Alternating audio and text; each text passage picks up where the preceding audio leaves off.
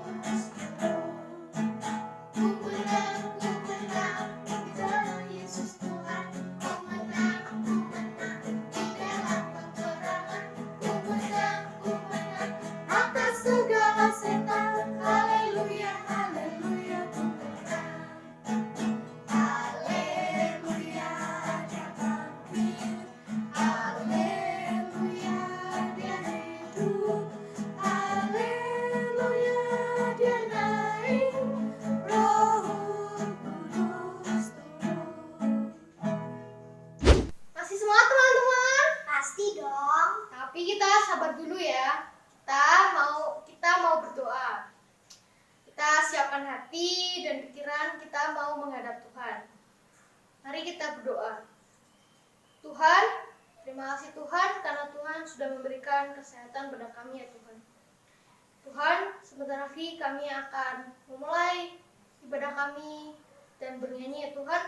Berkatilah kami, berikanlah kami fokus sehingga kami tidak makan ataupun minum ketika beribadah. Berkatilah kami agar kami tidak main-main sendiri ketika beribadah ya Tuhan. Terima kasih Tuhan. Haleluya. Amin. Sekarang mari kita nyanyikan satu lagu, yaitu Yesus di dalam rumahku.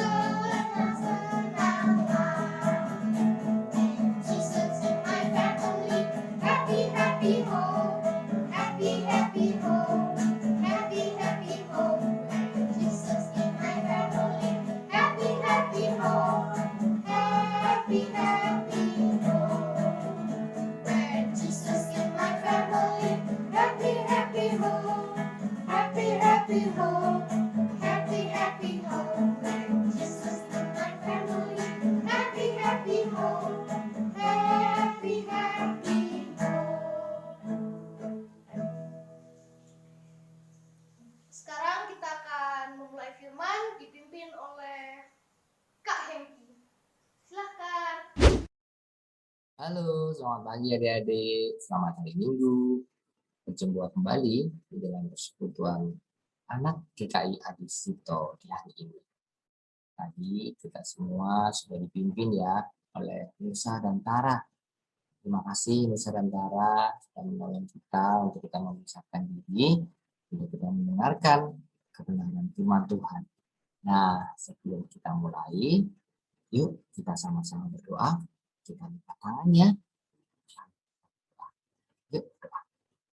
Tuhan, terima kasih. Kami bersyukur Tuhan karena saat ini kami boleh sama-sama berkumpul walaupun kami terpisah jarak, tapi kami percaya ya Tuhan, Tuhan Engkau Maha hadir. Engkau akan menolong kami semua untuk kami mengerti kebenaran firman Tuhan. Tolong kami Tuhan, dalam Yesus Kristus kami berdoa. Amin. Adik-adik tahu tentang Superman nggak? Superman, iya itu Superman yang punya ada jubahnya, bajunya ada kombinasi warna biru sama merah ya kalau nggak salah ya. Ya, itu hasilnya dia bekerja sebagai wartawan. Terus kalau dia lagi bertugas, dia melepas kacamatanya, membuka bajunya, kemudian dia terbang, terus dia melakukan tugasnya. Superman itu sangat kuat, dia bisa mengangkat benda besar, lebih besar dari dirinya. Terus dia juga bisa terbang ya, tadi dibilangnya terbang, terus dia bisa, matanya itu bisa menembus melihat sesuatu. Kan kalau misalnya dia mau, kadang-kadang dia bisa menggunakan matanya itu untuk memancarkan kayak ada warna merah gitu ya, terus warna itu sinarnya itu bisa menembus besi. Luar biasa ya. Nah, ini adik-adik kita tidak membicarakan Superman, karena Superman itu bohong-bohongan kan. Iya, cuma film, tidak ada betulan di dunia ini. Tapi yang mau saya ceritakan adalah tentang seorang manusia yang benar-benar luar biasa. Siapa dia? Iya, betul sekali. Ini kita mau belajar tentang Yesus Kristus. Setelah Yesus dikuburkan di dalam sebuah kubur yang dijaga ketat oleh para prajurit saat itu, perempuan-perempuan datang ke kuburnya untuk meminyaki tubuh Yesus. Tapi apa yang terjadi, ternyata ketika mereka tiba di depan kubur itu sudah terbuka. Kemudian mereka melihat malaikat. Malaikat itu berkata kepada mereka bahwa Yesus ternyata sudah bangkit. Dia hidup. Dan dia mengatakan supaya mereka itu menceritakan hal ini kepada murid-muridnya yang lain. Lalu mereka pun bercerita kepada murid-murid yang lain. Petrus dan Yohanes terburu-buru mereka datang ke kubur Yesus. Tetapi mereka hanya menemukan kain kapan. Mereka bingung. Karena mereka tidak menemukan tubuh Yesus ada di situ. Nah, suatu hari ketika murid-murid ini sedang berkumpul di dalam sebuah ruangan yang tertutup pintu dan jendelanya, Yesus tiba-tiba hadir. Yesus tiba-tiba datang di tengah mereka. Dia berkata, "Damai sejahtera bagi kamu." Murid-muridnya ketakutan. Mereka berpikir, wah, ini hantu ini, jangan-jangan gitu ya. Tetapi Yesus berkata, "Aku bukan hantu. Lihat tanganku, ini ada bekas luka waktu dia disalib dengan paku. Dan juga ada bekas luka di kakinya." Murid-murid akhirnya terheran-heran. Loh, ini Yesus beneran. Terus lanjut lagi, Yesus bilang, "Kalau aku hantu, aku juga tidak bisa merasa lapar. Aku lapar sekarang. Aku boleh makan nggak?" Lalu dia makan. Dia makan bersama murid-muridnya. Di gambar ini kisahkan tentang Yesus yang makan ikan bersama dengan murid-muridnya. Dia menceritakan bahwa Mesias harus menderita. Dia harus mati di kayu salib, kemudian dia bangkit dari antara orang mati. Selama 40 hari, Yesus berulang kali menemui murid-muridnya. Dia menunjukkan bahwa dia hidup.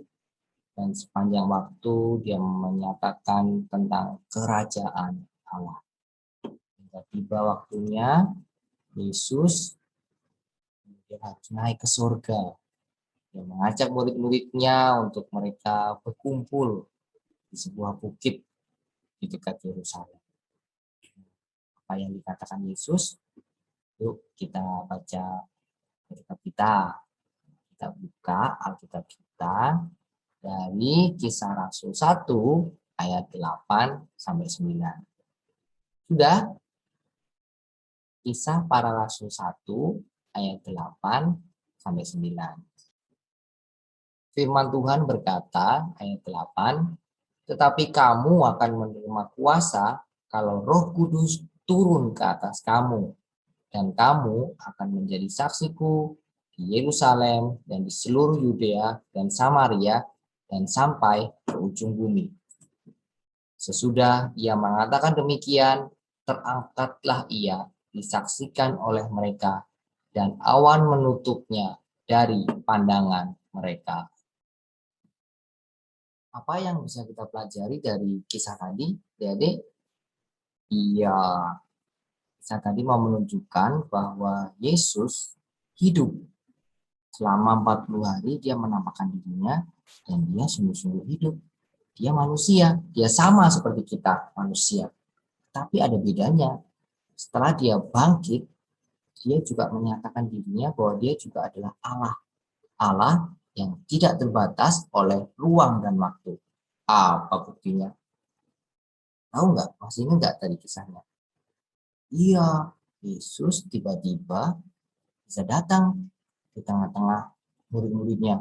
Padahal tadi dibilang bahwa ruangan itu tertutup, jendelanya tertutup, pintunya tertutup. Karena waktu itu murid ini sangat ketakutan dengan prajurit-prajurit. Tapi Yesus datang dan hadir saat itu. Terus selama 40 hari juga dia bisa datang, kemudian tiba-tiba menghilang. Sama seperti ketika Yesus menemui 2 orang dalam perjalanan mereka.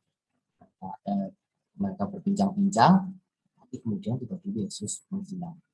Begitulah Yesus ketika dia selama 40 hari menyatakan dirinya bahwa dia manusia, 100% manusia, tetapi dia juga adalah Allah. Allah yang maha. Kita mungkin tidak pernah bisa menyatakan seperti apakah kemahaan, tapi maha itu menunjukkan bahwa dia Allah. Karena dia Allah, tetapi juga manusia, kita bisa terus percaya bahwa ketika kita nih, kalau misalnya saat ini sedang merasa sedih, merasa galau, merasa sedang lemah tubuh, sakit, kita bisa datang kepada Yesus Kristus. Kenapa? Karena dia manusia, dia tahu perasaan kita, dia juga tahu sakit-sakit yang kita rasakan. Sehingga ketika kita datang kepada Tuhan, Tuhan paham. Aku juga pernah merasakan hal itu. Aku juga manusia. Tetapi karena dia juga adalah Allah, dia juga bisa menolong kita, memberikan kita kesembuhan, memberikan kita apa yang kita butuhkan. Tapi ingat bahwa apa yang dia berikan itu semua sesuai dengan rencana, waktu, dan kehendaknya. Jadi, kalau misalnya Tuhan tahu kebutuhan kita, dia akan memberikannya pada kita. Bukan semata-mata karena keinginan kita, tapi karena Tuhan tahu kita membutuhkan. Jadi dengan seperti itu kita punya seorang pribadi yang kita bisa terus datang kepadanya seperti seorang sahabat. Karena Yesus mengatakan bahwa kita adalah sahabat Yesus. Sebagai seorang sahabat kita bisa datang kapan saja, kita bisa menceritakan apa saja kepada dia. Nah kemudian adik-adik, dari cerita tadi kita juga belajar tentang bagaimana Kristus ketika dia terakhir akan berangkat ke surga, dia rindu murid-muridnya itu untuk menceritakan, menjadi saksinya bagi sesama. Bagaimana caranya? Caranya adalah dengan lewat kehidupan kita. Ketika kehidupan kita yang merasakan kebaikan Tuhan, kasih Tuhan, kita nyatakan lewat perkataan kita, lewat perhatian kita, lewat tingkah laku kita yang menyenangkan dan sopan, maka orang lain akan bertanya-tanya dan melihat kita sebagai pribadi-pribadi yang sungguh kita kasihi. Kita juga bisa melihat Kristus lewat kehidupan kita. Memang tidak mudah, tapi kita percaya bahwa Kristus juga mengatakan bahwa Dia akan memberikan penolong. Siapa penolongnya?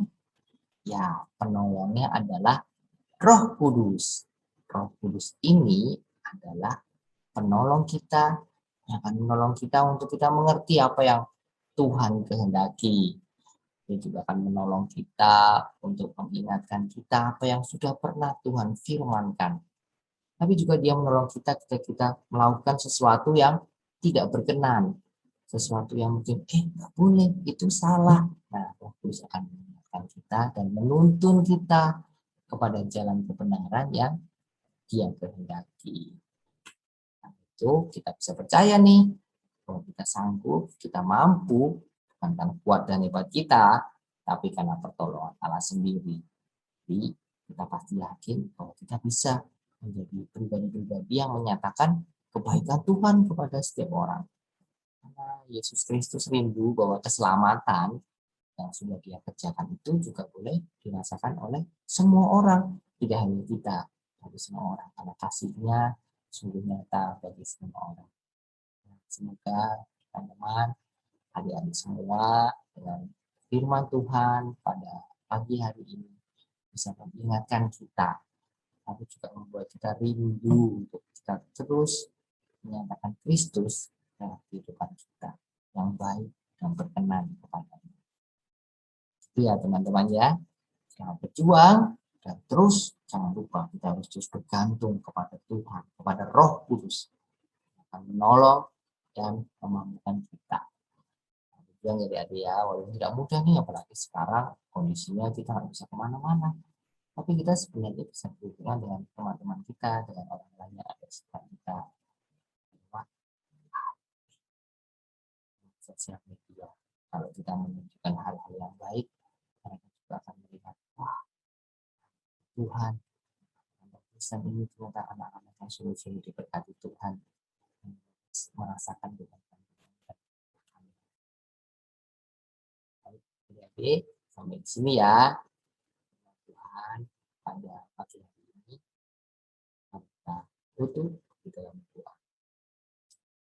Tuhan terima kasih, kami bersyukur ya Tuhan untuk firman. Kami mau terus percaya bahwa Yesus Kristus bukan hanya manusia sejati, tapi Engkau juga adalah Allah. Allah. Kami terus bergantung kepada Tuhan.